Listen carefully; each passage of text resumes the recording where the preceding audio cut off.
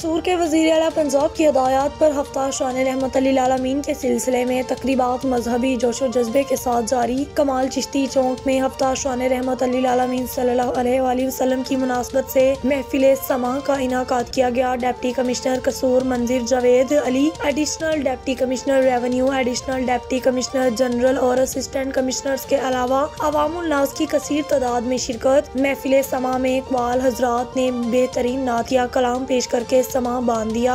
खातमुल नबीन रहमतुल लिल आलमीन हजरत मोहम्मद मुस्तफ़ा सल्लल्लाहु अलैहि वसल्लम की ज़ात अक़दस तमाम इंसानियत के लिए मीनार नूर है। नबी करीम सल्लल्लाहु अलैहि वसल्लम की मिदाद सराई भी इबादत की हैसियत रखती है। महफिल समा मुनक्किद करवाने का मकसद अवामुल नास के दिलों में इश्क़ मुस्तफ़ा सल्लल्लाहु अलैहि वसल्लम को मजीद उजागर करना है। मंजर जावेद अली का कहना है, जिला भर में हफ्ता शान रहमत लिल आलमीन सल्लल्लाहु अलैहि वसल्लम के सिलसिला में मुख्तलिफ महकमों के ज़रिए तमाम तकरीबात का एहतमाम किया जा रहा है।